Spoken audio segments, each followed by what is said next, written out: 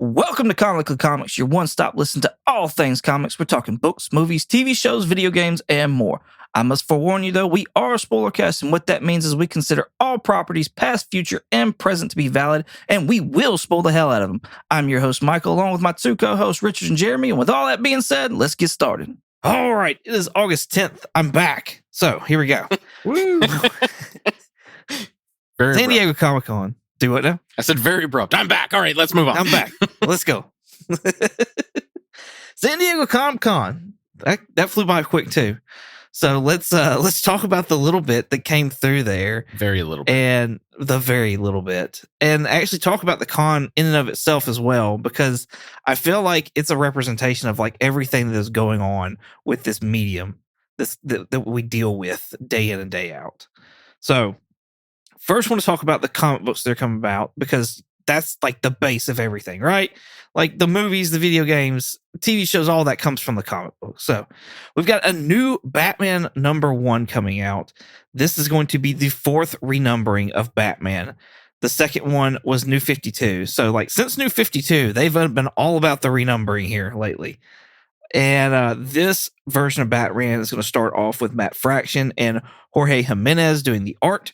Woo! Matt Fraction doing the writing. Yeah, Jorge Jimenez, freaking awesome. Oh man, awesome. The stuff that they released on their on the San Diego Comic-Con website, where it's got like the character sheet, like where it shows like what Batman's going to look like for the series. Yeah. I'm down for it, man. I'm like, can Gunn make this Batman? Like that utility belt looks sick as fuck. Yeah, new Bat suit's going to go back to the gray and blue. New Batmobile they're talking about as well. This first issue, from what I understand, is supposed to drop September 3rd of this year, so look out for that. What is y'all's whelmings on this? What do y'all think as far as Matt Fraction, Batman? Apparently, from what I was reading, Matt Fraction said that like Batman is the reason he is doing what he is. That was his first comic book that he read. So Jorge Jimenez has been doing the artwork for Batman since this volume 3. I can't remember when in this volume 3, but he's been doing the artwork for a good bit now. So what is y'all's whelmings on the new team for Batman and the numbering on top of that? So first off, I know y'all probably smack me for this, but I know we've read a few things by Matt Fraction. Like, but what are some of the ones that we've read? The biggest thing would have been the Hawkeye series that we read.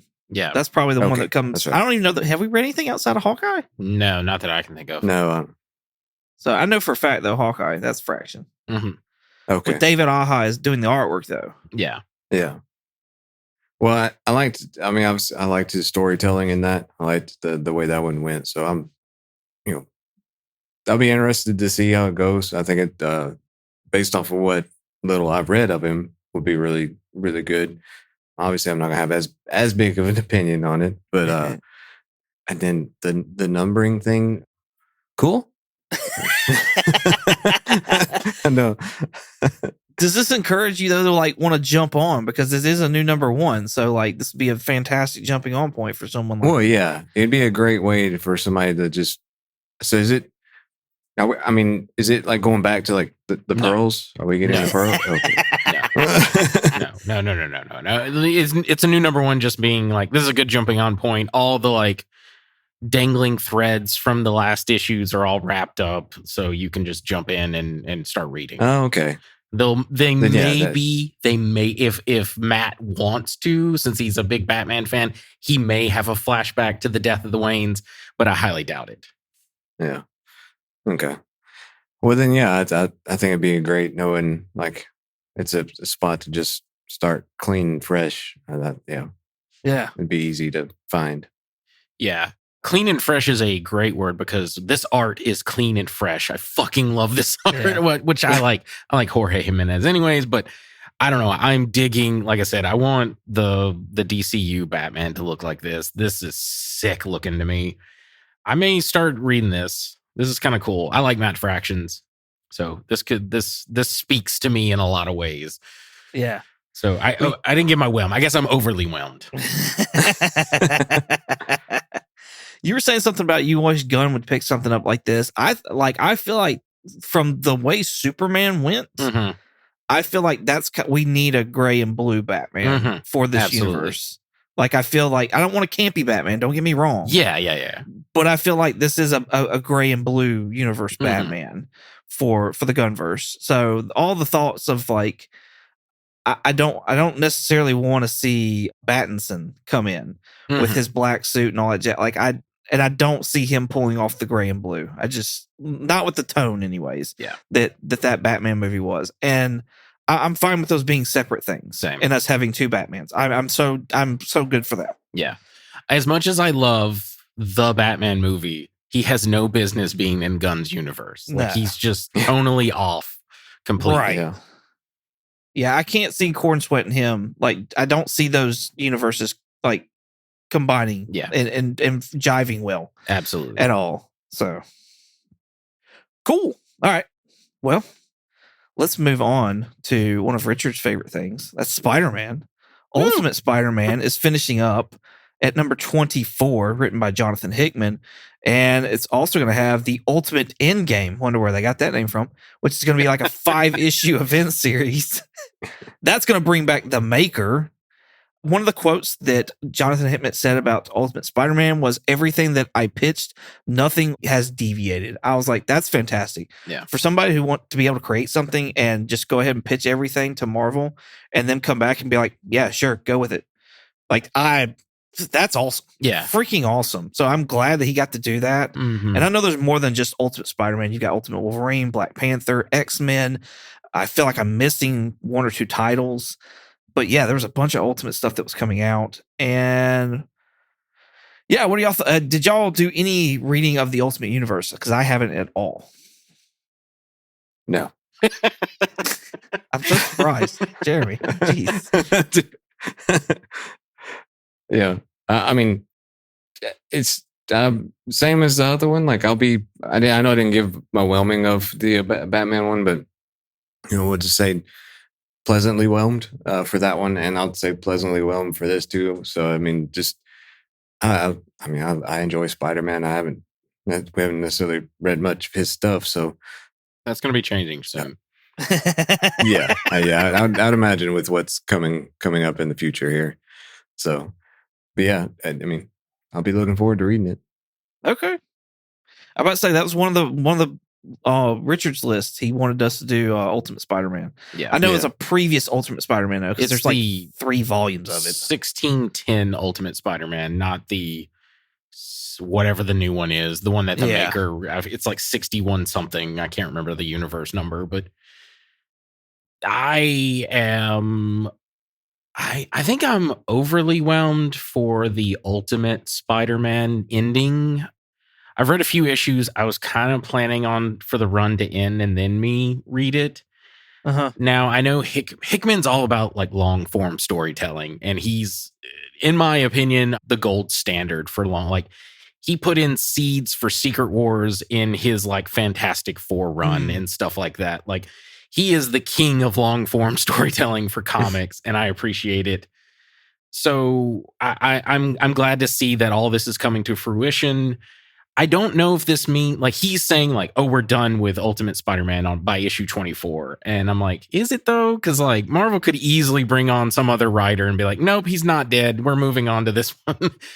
But we'll see how that story pans out. Endgame is really just an event story. I don't think it's like ending the quote unquote Ultimate Universe, but it just seems to be this big event that's going to pop off. I think it's Ultimate Spider-Man is ending, and then that's going to kick off Ultimate Endgame. Yeah, I think you're right. Yeah, with the articles that I was reading, it led on that like it may be the end of the Ultimate Spider-Man title, but that doesn't necessarily mean it's the end, because it was saying it would carve new pathways for other stories to be told. And so I'm like, okay, you're I don't know. You kind of being a little misleading there, but like, you got to build this up a little bit too. And it's cool. Like, for those that don't know, like Jeremy and maybe some of our listeners haven't read it, it's like the Maker fucked with this universe, and one of the things he fucked with is he took the spider that bit Peter Parker away, and then years later, after the fact that Peter's like married and has kids, he gets that spider and is given that choice. Also, there's some other stuff that I kind of don't want to spoil, but like Uncle Ben doesn't die in this version. Yeah. But anyway, there's like it's an all new like different take on the Spider-Man story. It's really good. The art's really great. The story's really cool. I also am the type of I kind of like stories that have a beginning, middle, and end. Like I don't like them to keep going and going and going, even though like I read comics all the time. So I'm just kind of like, all right, maybe this will be a nice send off. Yeah.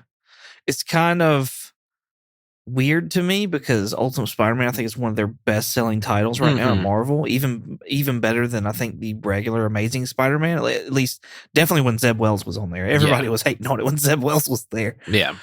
But I've never heard anybody say a bad thing about this Ultimate Spider-Man, like ever, which is crazy to me. And you bring up another good point of like stories that have beginnings, middles, and ends. Like a lot of indie books are that way, and the way that we keep getting number ones for Batman and stuff like that. Is that something that comic books need to do? Do they need to start doing this with characters? Marvel had a bunch of like big primetime characters now, anyways, and other like smaller characters that ended at like 10 issues. Iron Man ended at 10 issues. Captain America ended at 10 issues. Magic, I think, was rumored to end at 10 issues. Like, there's several characters that had their own solos that were ending at 10 issues. Is that something that, like, Marvel and DC should look at possibly doing to either boost reading or just the culture that we're in right now? Yes. Because, like, again, it's the whole thing of, like I've said before, is the overwhelmingness of going into a comic book store, and if you had just a good, like even just the 10 issue type thing of saying, all right, this gives you a baseline of what this character is, and saying like it just having that as like a starting point, easy thing of like, you know, this is who they are, kind of gives you a little bit more. And I mean, because and obviously, like if you have the more abstract characters, or not as popular characters, maybe go into their origin a little bit more. But obviously, like we were talking about on the Batman, is, you know, no, you don't have to do an origin. So like the bigger characters, you could just still give them their own, but at least hey, this maybe is a little bit more detailed than what you actually know from just say the movies or hearsay or whatever. So I think it'd be a big benefit for people that are trying to get into it new and things like that. Yeah. I think yes, absolutely, because like kind of what Jeremy's saying is it gets overwhelming and all this stuff. But also the issue with that is it compounds regardless, even if you have like I dare say go even further and retire these characters that we know. Like I've been talking about this for a while with like legacy characters and things like that. I think like how naturally we live our lives, you know, you die, you pass on, you have kids, they pass on your legacy kind of thing. That's what these characters could be. They'll never do that, but it makes more sense, in my opinion, than having, you know, 85 years with Batman or Spider-Man still in his like, you know, 30s or something like that. Right. I feel like certain characters you really, I don't know, maybe couldn't do. Like, I don't know that you could do a Spider-Man, but like, I feel like Miles kind of proves me wrong on that. But then like Miles right now, nobody's loving that book, but yeah, that's going to be with everything. Like everything's going to go through a drought. Yeah. Well, I think I've said the reason why I think Miles is so bad is because no one knows what to do with him because Pete still exists. Yeah. Yeah, I agree. But I feel like it would give certain characters a break if they did do these kind of like maxi series almost style runs where you had 10, 12 issues with a character and then you were like, okay, we're going to give them a break for a bit. Here's this new character that's kind of like them, but different, or whatever else the case is. And then Jeremy was saying, you just kind of go on a story with them. And then, you know, if they make a hit or whatever, like press it out, do 12, go to 24 issues, something like that. I think it leaves the door open for something, but you also give characters a break. for a bit. And it's like when a new series comes out, it's like, oh shit, there's my Iron Man again. Mhm. Like I'm excited. Like let's go back to Iron Man. That's fun. And I don't know, it gives a breath of fresh air for those characters. I'm with you. Like I feel like they should be doing it, but I feel like I don't have the answer of how to do it. Is what I'm trying to say. Is like, yeah, yes, but that's a problem for you, not me. That's great. That's great. I don't think that this next one's the answer, though, y'all. I'm just letting you know. Age of Revelation that's coming out on October 8th. This seems to be like several stories wide, big crossover event for the X-Men. Yeah. I don't feel like X-Men crossover events really do well. Like, I think the one that everybody goes to is Days of Future Past. It was a 2-issue over the Uncanny X-Men. It didn't span all other X-Men books and stuff like that. Like, maybe you could throw out there Avengers versus X-Men, but I mean, shit, the Avengers is in that. Yeah. Like, this idea of this is set 10 years in the future where the world has been reshaped by Apocalypse's heir, Doug Ramsey, aka Revelation. First of all, I don't know who the fuck Revelation is because I haven't been reading this book at all. So he's Cypher. I don't know if you know who Cypher is. Okay. I do know, yeah. Cypher With the adamantium skin? Sure? Is it skin? No. This is that's Cyber. I apologize. Yeah, that's Cyber. Yeah. No, this is Cypher. He was around. He's been around for a while, but I think he made his like new debut in the Hickman Power House of X, Power of 10, or whatever. Oh, of course he did. Apocalypse made some like tournament where people had to compete to be his new heir, and that's some mojo shit there. Yeah, for real. And he basically Cypher won because it's this whole thing. But anyway, he's his mutant power is he can just translate things, but he's able to with the celestial technology and stuff. He can like speak stuff into existence now. So Apocalypse gives him his like technology and power and stuff, and he becomes like he looks kind of like Apocalypse, but like gold now. And he's calling himself Revelation, which is like a play on words of like the book of Revelation and Apocalypse and stuff like that. Right. And yeah, they're just doing another like Age of Apocalypse, but they're calling it the Age of Revelation. And that's why like on the little like promo art, you see like Wolverine there with like a weird adamantium skull and like what I've called Jello Mold Man. I don't know who the fuck that is. It looks like there's Gray Beast or something. I don't know if that's Beast or Sabretooth or whoever. Some of these titles sound like fucking AI generated titles, like the spinoffs. You got Amazing X-Men. There's Cloak or Dagger, Omega Kids, Undeadpool, Sinisters 6. I'm not reading them all, but I'm just reading some of them. The X-Vengers, Radioactive Spider-Man, Iron and Frost. Oh, don't get me started on that, motherfucker. Don't you? No, listen, we're here now, okay? Okay. So, what that is, what Iron and Frost is... I don't even know, to be honest with you. It's an Iron Man Emma Frost book is what it is. And in one of the previous volumes of Iron Man, Emma Frost and Iron Man were like two wed. They were a couple. Mm-hmm. And basically, like, everything's been wasted now. And Tony Stark has been injected or has succumbed to the X gene. So now he is some kind of a mutant. And so we canceled the Iron Man title. Weird. And now this is his next, what he's going to be in next is Iron and Frost. Weird. And I'm like, fuck y'all. This is Marvel will never do it, but I am all for Marvel having a crisis like event and they just reboot the whole fucking universe, because I think they've done everything now and they're just running out of things to do. I really do. There's always some apocalyptic bullshit future thing that happens, and that's why I'm aggravated about this. And you were talking about the titles. Yes, Amazing X-Men, Laura Kinney Sabretooth, because she can't take up enough fucking mantles as it is. She's got to add another one to her list here. Yeah, I saw something where it was talking about, because I was interested about that, and she apparently now has taken up the mantle of Sabretooth, and I was like, okay, I wonder what led to all that. I have not read any of that to like what causes this. Right, because X-23 wasn't good enough. Wolverine wasn't good enough. Was she the honey badger at one time as well? Or was that No, I don't know. That's funny. I can't remember if she was honey badger or not, but that was, whatever. I know for sure X-23 and Wolverine, though. Binary, we're getting a binary book. Long shots, not long shot, but long shots, which does deal with Mojo. I mean, that kind of feels like it's speaking for the whole. Like, this is just one big long shot. Like, this is just right. Yes.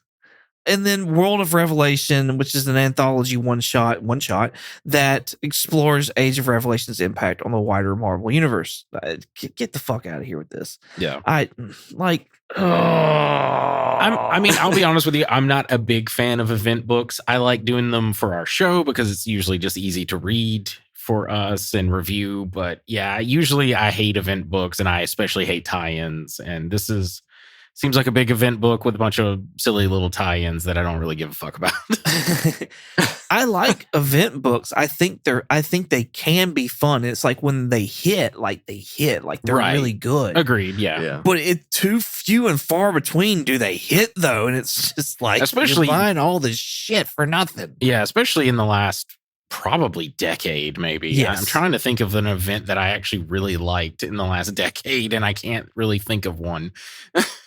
I was gonna say, like, the last one that came to mind that actually was a hit, I think, was Edge of Spider-Verse, the first one, but that's got to be older than a decade. Yeah, got to be. Yeah, maybe I'm wrong, but yeah, it's been a bit. I don't think this is gonna work. I don't think this is gonna be good. I could be wrong. Hopefully, they prove me wrong.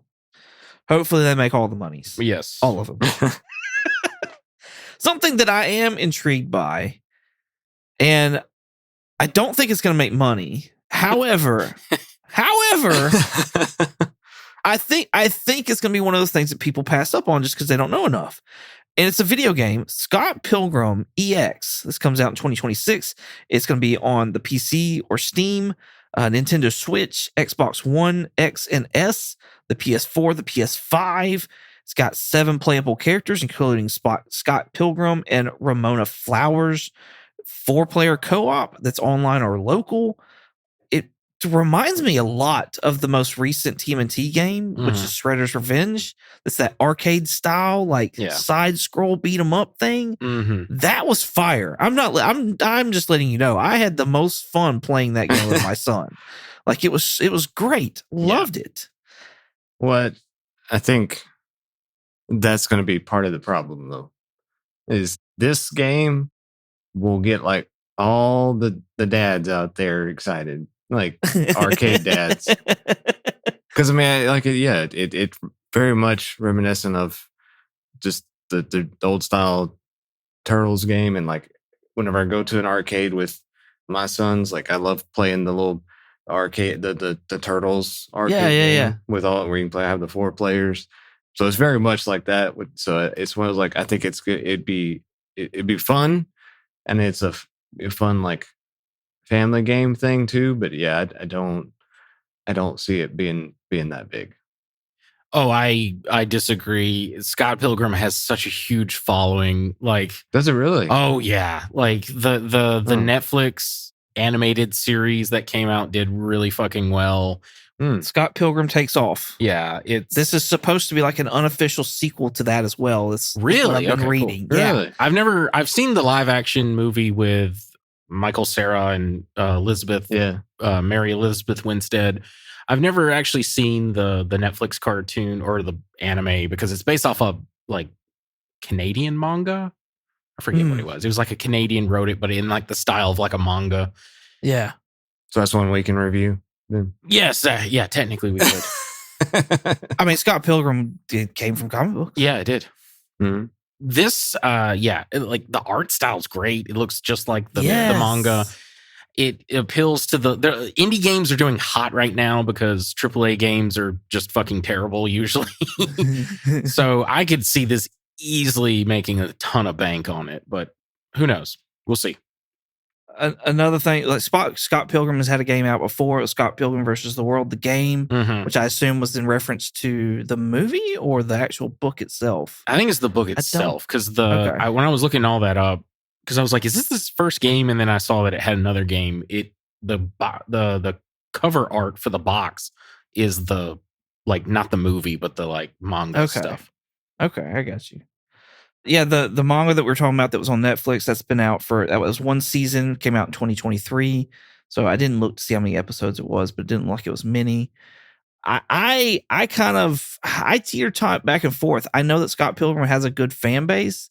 I just don't know that it's necessarily mainstream enough to like really hit the ball right. Maybe. It's kind of where I'm at.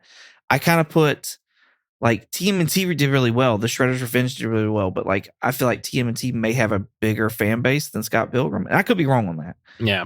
And I feel like Scott Pilgrim either has the same or maybe I feel like it has the same of like Hellboy. And I kind of wonder what the Hellboy game has done. Now it's not the same style game. Don't get me wrong. Yeah. I think that makes a difference because I see this game style appealing to a way bigger audience than the Hellboy one. So I don't know. I'm intrigued by it. It looked very playable and fun and something that I would hope would get kids along with their dads or moms or whatever the case is, like intimate, like, hey, we like the game. Let's go ahead and let's read Scott Pilgrim. Or hey, I did read a Scott Pilgrim book once before. Here's a game. Let's go play it, kind of thing. So I don't know. Curious. This year with San Diego Comic-Con, there was hardly any like movie TV show news out. Boy, howdy was there. Right? It was like sparse. Is this a sign of like how this medium is like resetting altogether? You talking about like comic book movies? Right. Like just kind of coinciding with that. Like we've kind of had like I feel like from Captain America Brave New World to Fantastic Four, it's been a slight uptick where like it feels like we're kind of resetting. We're kind of getting back on where we hope to be going. And then with the Gunverse, like really starting up with Superman, and that's done really well. It seems like it just seems like the big companies have kind of started to reset, and that's kind of why. And like this San Diego Comic-Con is not what it's been in the years before. It almost seems like it was a reset as well. Like it's like, all right, look, we got nothing really to show, or nothing we necessarily want to show because we got some stuff we'll talk about here at the end that should have probably been brought up at SDCC but wasn't. And yeah, I just kind of wonder, like, is San Diego Comic-Con like a sign of a reset? I don't know if it might be, because it definitely, to me, it feels like things are just, I don't know, kind of chaotic. Just like nothing's really, I mean, I like they started to try to do something with Kang a little bit, and then obviously he threw that out the window. Started trying to get something kind of going with that, or some kind of storyline a little bit, and so it's like I don't know. It just feels like they've lost control of the ball, and like they just are doing whatever they can to kind of get it back, but they need to just to stop and do that, do a reset of just all right. Let's slow down and actually get this thing under control and figure out where we're going and actually, have a good plan for it and everything. Right. I don't know. At least that's kind of what I'm hoping is happening, but it's just, I don't know. It's still just trying to be obviously getting as much money as they can. Yeah. Right. Yeah. I think it's a combination of, there is a little bit of superhero fatigue. Superman did pretty well at the box office. It's still doing pretty well. Fantastic Four did good opening weekend. It had a very steep drop off. It's second week. It's like 80% drop off. Yeah, it's real bad. So I think if anything, it's not superhero fatigue. I think it maybe just be MCU fatigue. Feige has already addressed some of that stuff. He's outright said that Secret Wars will be a reboot. Straight up, it will be a reboot. We will get Captain America, Iron Man back, but they will not be Robert Downey Jr. and Chris Evans. Wolverine won't be Hugh Jackman anymore. We're going to get all, probably Tom Holland won't be Spider-Man. I don't know. We'll see on that one. So, yeah. And then I think it's also a combination of just where it fell with their filming schedule. Because, they just released Fantastic Four. So it's well, we can't really show you anything from that because you've already seen the movie. And then they're filming Secret War or Doomsday right now. So, they'd be like, maybe we could show you some stuff from that. I would have at least appreciated some like concept art for Doom and like stuff from Secret Wars, but maybe that's just too much spoilery. Yeah. And then of course the thing that we may be talking later that we've been seeing tons of set leaks on. Yeah. You would think that, two companies would get together and play ball and actually have something to show at SDCC with something like that. Mm-hmm. So one of the biggest characters in history is comic books. Yeah. So, yeah, I just think it's weird to sit there and like last year, this time, we were talking about Robert Downey Jr. coming back as Doom. Right. And then this year, fucking crickets. Yeah. Not literally. Yeah. Shit. Yeah. It's almost like it's like you went on vacation, you went to the store, it was fantastic, you were excited, you come home, you wait to go on vacation again. Now that store is closed, there's not shit there. It's just a big close sign. And you're like, what? No Hall H presence at all. Yeah. Wow. Yeah, it was weird. There was more stuff like about like other shows that have nothing to do with comic books at Comic-Con. Yeah. Like there was like there's some kind of Stephen King thing. There was something else I can't remember, but I was just like, okay, cool. There's a something dairy. The Dairy. Welcome to Dairy. Welcome to Dairy. That's it. It was a TV show that's coming on HBO Max, which actually I'm excited to see that. Lots of Alien, Earth, Predator, Badlands. Which I'm excited. Cool about. pop culture stuff. Anyway, yeah. Same. So, but yeah, I agree. Like looking through all the synopsis that you had wrote out or whatever of like all the stuff, and I was just like, I know this shit comic book stuff. No, I know. Wait a week. I know, it was very weird. Oh, something else that's really weird. You were excited about this, and I can't wait for you to talk about this. Aztec Batman: Clash of Empires. This is to be released September 19th on HBO Max.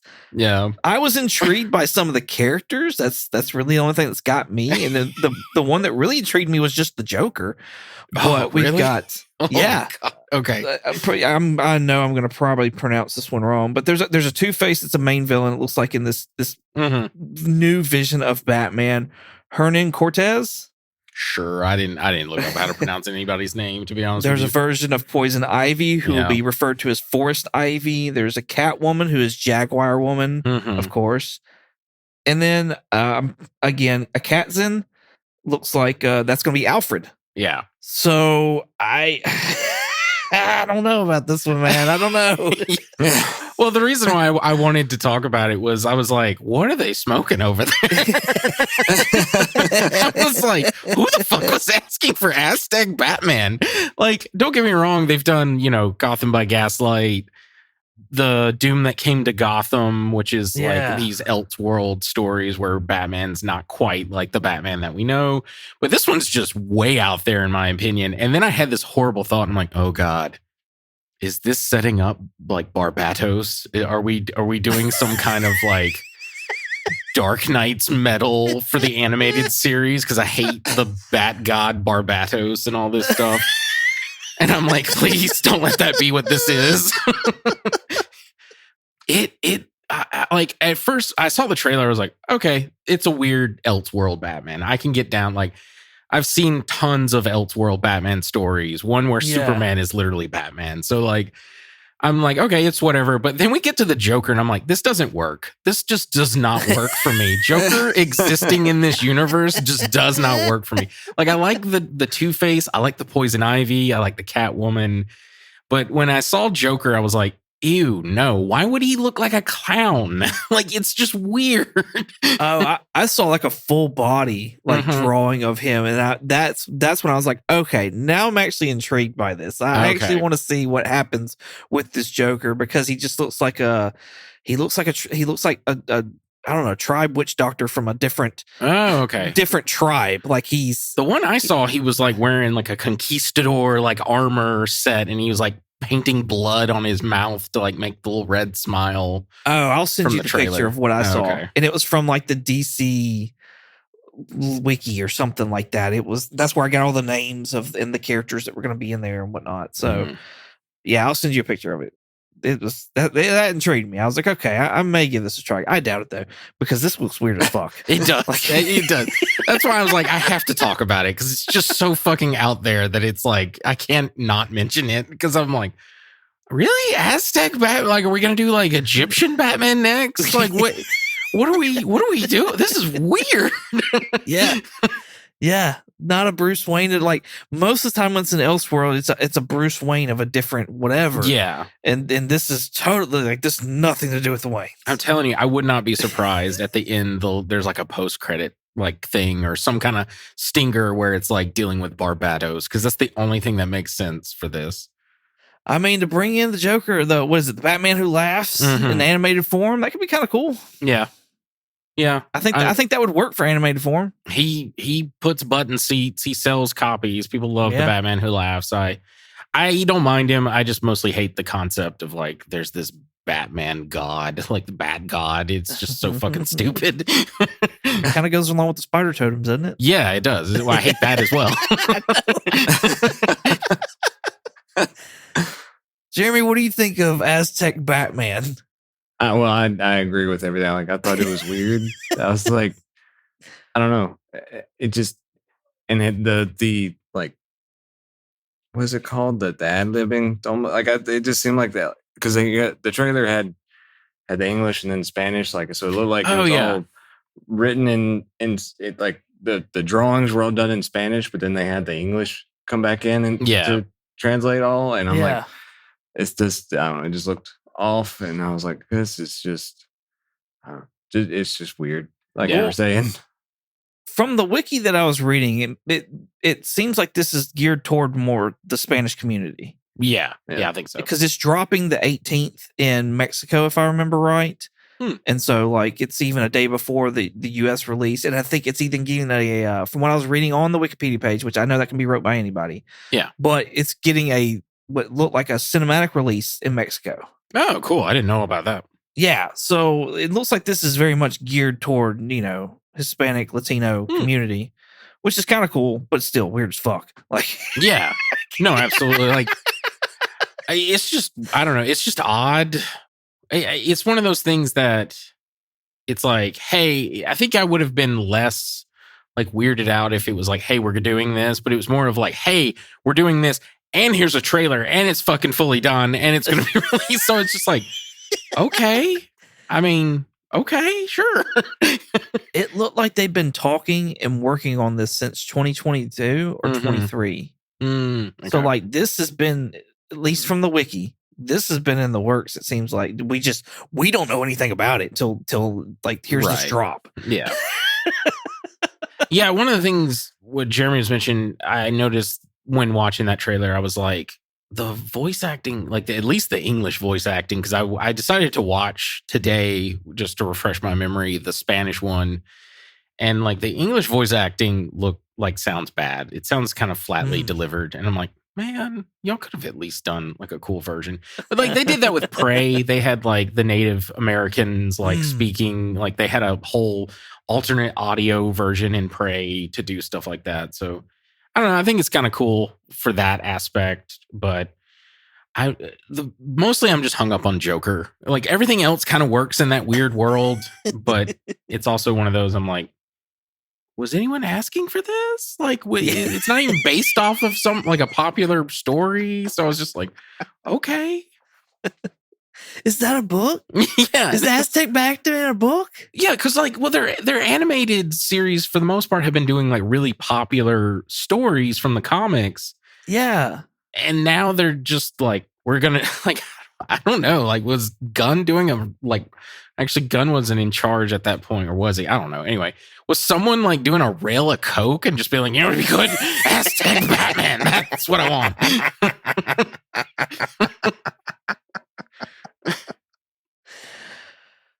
All right, from the weird to the, I don't even know what this is. Gen V Season 2 comes out September 17th of this year. I know it relates to The Boys, but I have not watched not one season of The Boys.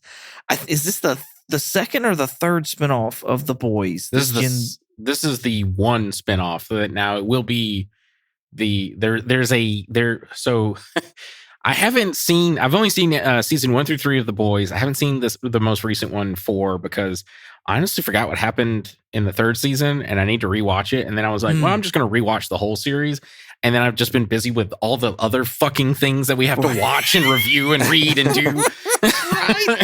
Right. So I just haven't had a chance. I've seen season 1 of Gen V, but those are the only boys related thing. They are planning to do a 5th and final season of The Boys. And then there will be another, like some kind of boys spinoff after that. Wasn't there like a planned Herogasm? It's an episode or something. I take that. There is a like an animated cartoon, The Boys. Oh, I think I forget what that's called, but yeah, there's an episode called Herogasm that is honestly a very watered down version of the one from the comics. Well, Gen V will be premiering September 17th, 8 episodes, Amazon Prime.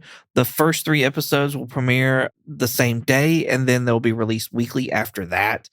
So I got nothing on this one. It doesn't look really interesting to me, but maybe if I watch the first season of The Boys, like I've heard it's good. I've never heard anything bad about The Boys, but I feel like as The Boys have gone on, that nobody's really talked anymore about it. Yeah.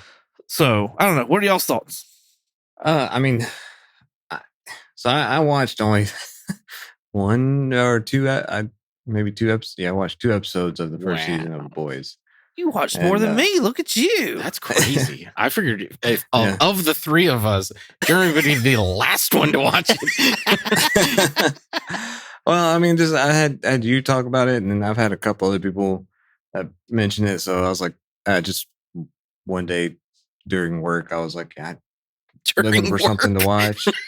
Well, yeah, I turn on something on like in the background and just let it play or whatever. It's better than what I was going to ask. I thought I was going to ask if you watched it with his kids. Oh, no.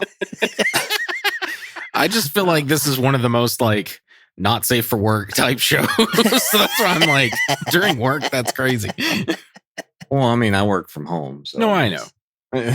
So, but yeah. So I just, I don't know. It obviously didn't hook me that much when watching it. Yeah. And it's not necessarily my forte, and this one too, it looks kind of interesting, but at the same time, I'm like, I don't know. So yeah, I don't know. I'm kind of like, all right, that's cool. The premise of it is like, it's a school for soups in the Boys universe, where they go and like learn how to be soups and then compete to be like the best so they can eventually be like sponsored or be in the 7, stuff like that. But it also being The Boys, something super nefarious and fucked up is going on with the school as well. And they're having to deal with all that. And this new season, again, I haven't seen the last season of The Boys, but I'm assuming whatever happens in The Boys ties into this, because whatever happened in season 1 of Gen V tied into the recent season of The Boys as well. Yeah, I want to say that Maria character is, I believe, the main character. Yeah, the like bloodbender girl. Yeah, I think they were saying something about her being in season 4. So I assume that carries on from there. Yeah, she's got like a power that she can like control blood and like explode people, and it's very gory. It's from Garth Ennis, so like it's very very like grotesque and gory and irreverent and all this stuff. So very cynical as well. I enjoy it. But again, I need to catch up, to be honest with you. So you haven't watched the first season of Gen V then, right? No, I have. I finished. Oh, you have? Yeah, okay. I've seen the first season of Gen V and the first 3 seasons of The Boys. Gotcha. Are you... Yeah. I know you're wanting to do a rewatch, but are you like, is this in line with everything else? Yeah, I'm excited. It's just one of these things now that... It's one of those, it's like, it's not that I hated Gen V. Matter of fact, my wife hates The Boys because she's just like, it's gross. Everyone in the show is gross. And when I was watching Gen V, she actually liked it a little bit better.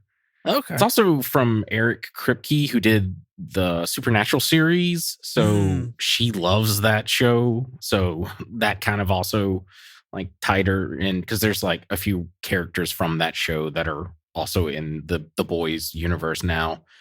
Anyway, and so I guess maybe Gen V's a little bit like tamer. I don't know. To me, it's still fucked up. I don't know. It's just there's a lot of fucked up shit in that universe. Oh, yeah. I think that's going to be the theme of tonight. Fucked up. Yeah. All right. Whether or not this is fucked up, I guess we'll see. Peacemaker season 2, August 21st, 8 episodes, HBO Max, written and directed by James Gunn. Looks to be like we're going to get some confirmations as to what's actually legit in the new DC universe as well. Thank you got God. Rick Flag coming after Peacemaker because he killed his son. Well, that happened in the no, not the Suicide Squad movie, but Suicide Squad movie by James Gunn. So it was the Suicide Squad. Was it the one without the the one without the V was the David Ayer one. The Suicide Squad was the one with James Gunn. Okay, that's what I meant then. Yeah. The second one. Yeah. How about that? The one without Will Smith. Yeah. Because he wasn't available. So they got Idris Elba. Mhm. There you go. With the same character. Yeah. Just different names. It was basically the same character. Even had a daughter. Like Yes. So, Peacemaker. We've watched season 1. We have reviewed season 1. I assume we'll be doing the same thing with season 2. Y'all go back and listen to those if you're interested in that. And but yeah, what is y'all's whelmings on this trailer that we got for Peacemaker?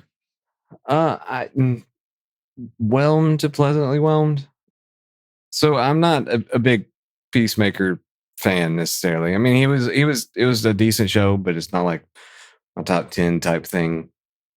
So it looks, I don't know. I'll be interested to see where they're going with it, because I mean, the throwing in the whole multi-dimensional stuff, I think that's going to be interesting, just to see actually how they do it and how well it goes. But yeah, I'll hold off obviously my full whelmings once we actually see it and actually get to, because I don't know, it has potential. Yeah, I think I'm cautiously whelmed again, because I did enjoy Peacemaker. I was very dubious because I didn't really like him in the Suicide Squad, but I did enjoy the show Peacemaker. This one is like, I feel like it's just gonna like, he said it's gonna give us some like answers to some questions we have. I feel like it's not going to. But regardless, it looks fun and interesting. I like the return of Judo Master. I thought that was kind of fun. Yes! Yeah. I thought that was fun in the trailer. Clearly he's going to some world where he's like a known superhero and very popular with the people. Yeah. There was one thing that I saw in like on the board, there's a mural of like him, his dad, and then a third person. Mhm. I'm assuming that's probably going to be his brother from because he had to kill his brother that we learned in last season. So I'm assuming that's what it's going to be. But other than that, it looks pretty cool. I'm wondering, is this going to be a way for Gunn to be like, well, this is how it's also connected to the Snyderverse stuff, but also now connected to mine. But I've been like racking my brain trying to figure out how to weave that web, and I just can't. Yeah. I hope he didn't go that route. There's no point to go that route, honestly. I know there's that one scene in the first season of Peacemaker, but you could just kind of hand wave that off of like, picture those characters being different actors. Yeah. Like you don't see the Superman, you don't see the Batman, the Wonder Woman. Like it's just the Aquaman and Flash. Hand wave those off of like other actors played those now. Yeah. Like that was that team, but it's just new actors now that play them. Outside of that, like there's no other real connections except for Suicide Squad or the Suicide Squad. And I think you can get by with that as well. Like we don't have any other appearances in that. So I'm pleasantly whelmed with this. I don't know what it is about them getting John Cena to be in tidy whities in this TV show, but like that's a thing apparently. I think that's just part of his contract at this point. Something he wrote in. Mm-hmm. Right. It gets me back to my wrestling days. But I don't know why we're looking to go ahead and do this interdimensional thing, because like Marvel's trying to get away from it. And so like I know they're not necessarily like competing, but it's kind of like ideas are floating around of the same kind of thing. So, and if you've already done it to where Ultraman is not the Ultraman from a different universe, then like why bring this up? Like why do this other than maybe to get him back as Bizarro? Maybe that's what the black hole went to. Was it just a different dimension? Yeah. Well, one of the things he said, this wasn't in the trailer, but one of the things Gunn said is we will see some imps, because Gunn really wants to do Batmite. He really, really wants to do Batmite. So we may see some imps this season, and I could easily see one of those doorways leading to like the 5th dimension or something. Yeah. I don't know. We'll see. I assume we'll be watching it and reviewing it. So yeah, y'all come back for that. And you'll hear our thoughts. You sound so thrilled. I actually I am, but I'm not, because I feel like the first time around he was like, fuck it, let's just do some shit. And now he's like, oh, I'm actually over this and I have to make this all work. Yeah, like, exactly. How am I fucking supposed to bring this back now? And so I feel like he's taking it seriously this go around. And I'm like, I need you to hit that like gray area of your like, fuck it, let's do some shit and let's take this serious. And I don't know that he's going to hit that gray area. Yeah, I think Gunn works well when he kind of gets to do whatever and it doesn't matter. And I don't know. Yeah, I'm with you. I feel that same way of like, oh shit, like I'm head of this. So whatever I do now in this show may actually matter for the rest of my universe. I am excited to see Michael Rooker come back, and like there's supposed to be a story of basically Michael Rooker versus Eagly, and I'm actually excited to see what fucking hilarious. I didn't know that. I saw him as one of the I don't know if it's in that trailer or so. I saw him somewhere for season 2 of Peacemaker, but I didn't know he's facing off against Eagly.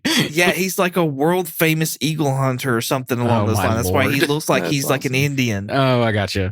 Or Native American. And like, and so yeah, he's like, there's going to be a side story from what I understand of Rooker versus Eagly. That's funny. That's funny. I did not know that. Hopefully what I read was true, because otherwise it's going to be disappointing. Yes. About as much as disappointing as SDCC was. So that's the end of everything.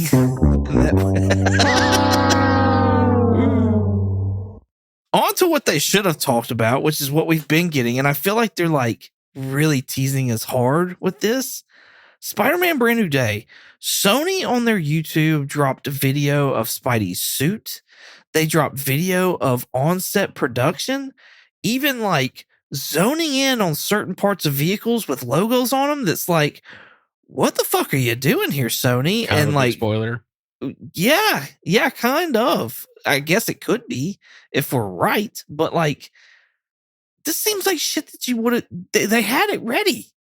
This should have been some SDCC stuff, but you know, Sony's got the rights, so they get to pick and choose when the stuff gets to drop. So, yeah, y'all want to talk about this? What do y'all think of Spidey's suit?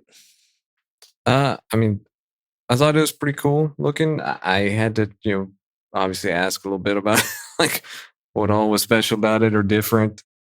And obviously, I didn't catch any of these vehicles that are big spoilers or anything.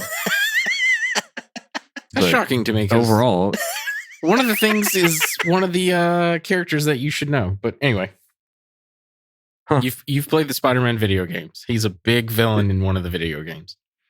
Oh, really? Yeah. Oh, okay. Well, I mean, obviously, I'm excited. I've enjoyed all the Spider-Man movies, so I'm excited about it, and I think he's going to do a great job with it. Yeah.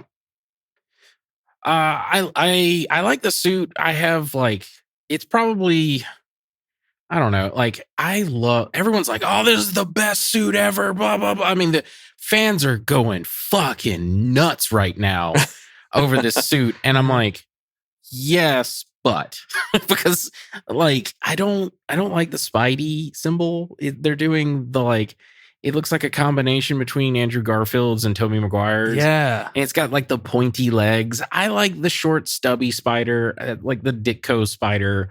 They kind of did their version of that with the like home series where it was like more techno looking. I appreciated that.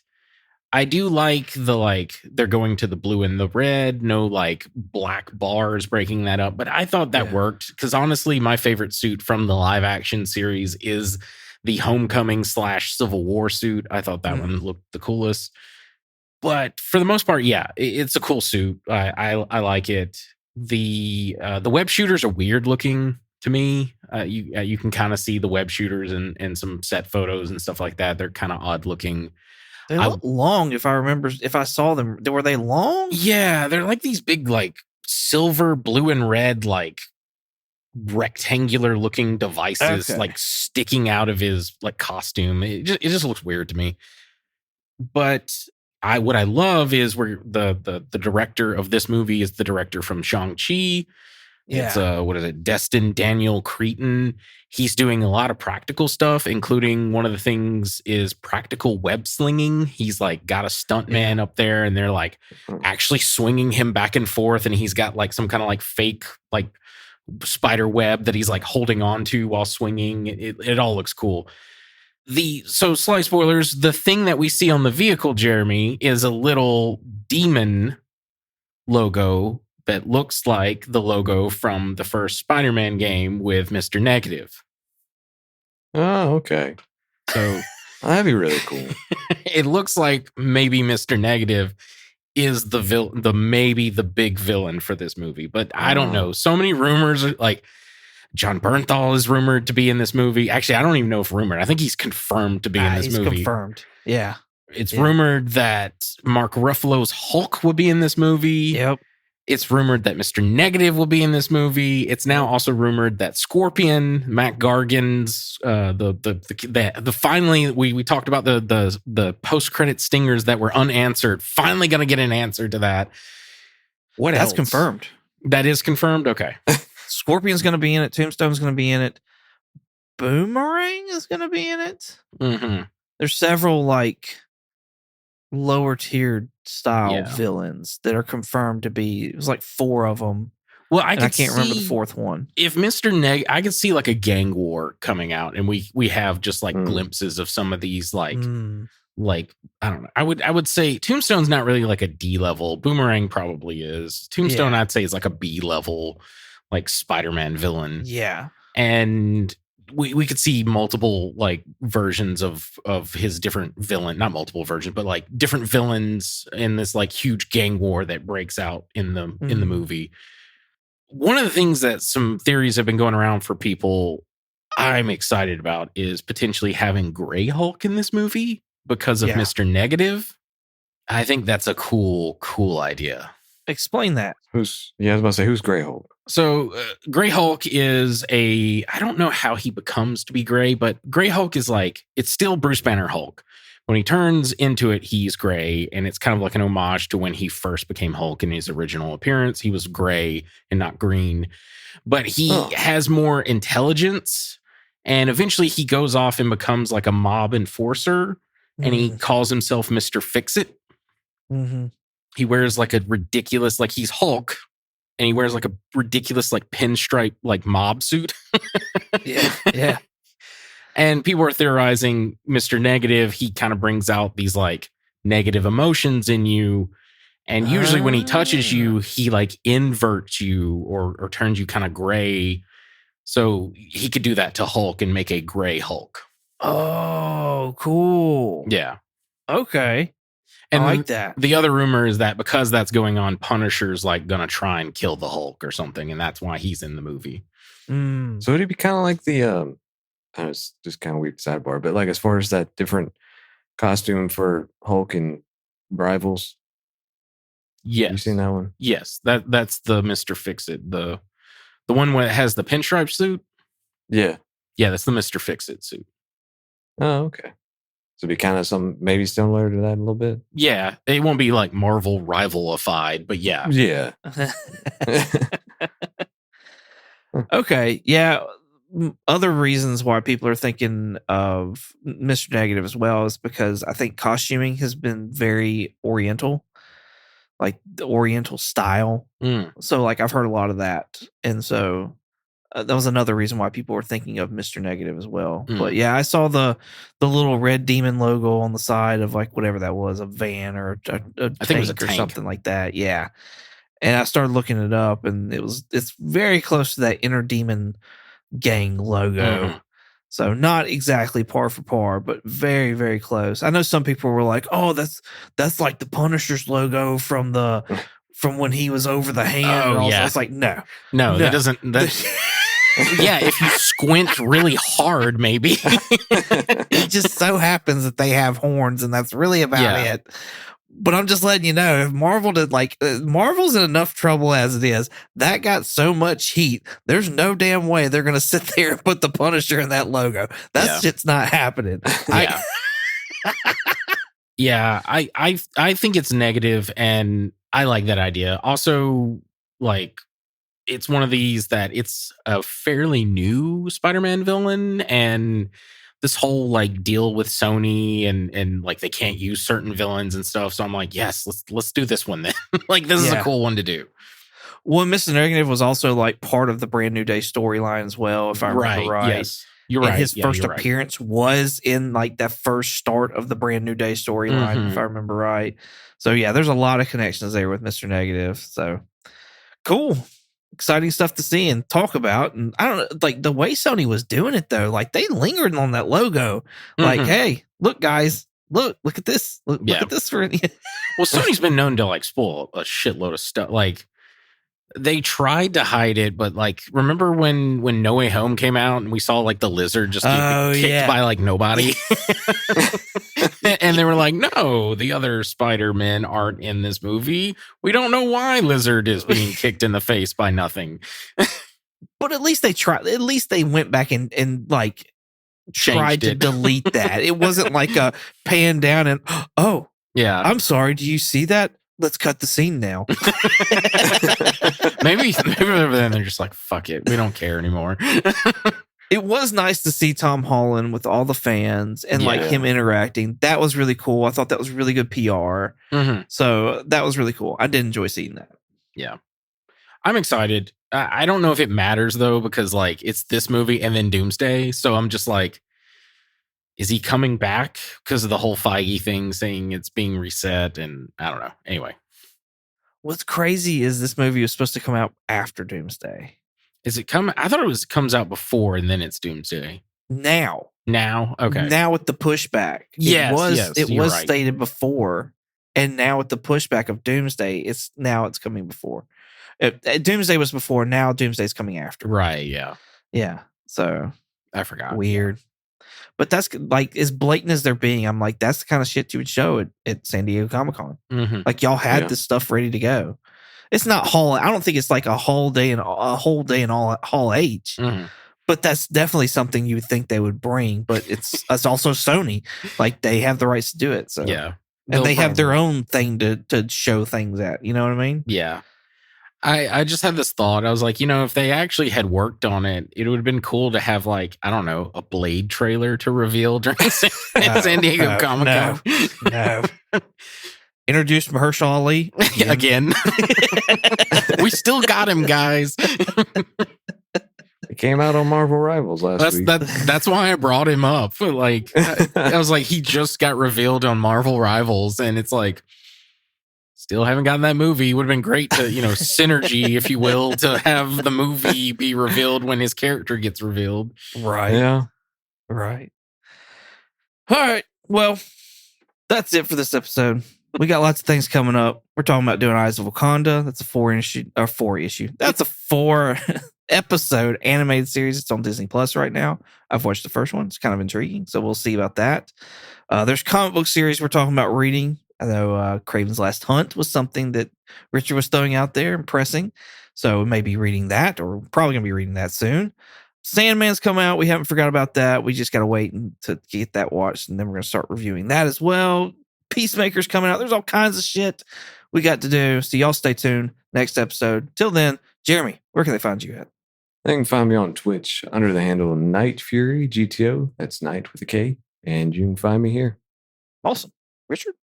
If you want to contact me directly, I have an X, the platform formerly known as Twitter, and Instagram, a Blue Skies, and a Threads. My handle is Night Curry, night like day night, and curry with a K. If you want to contact us directly, we have a Gmail. Our Gmail is comicallycomicspodcast@gmail.com. And if you want to check us out on YouTube, possibly TikTok, we'll see, and Instagram, you can check us out under the name Comically Comics Podcast.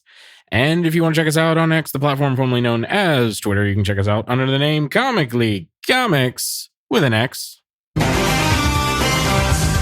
Awesome.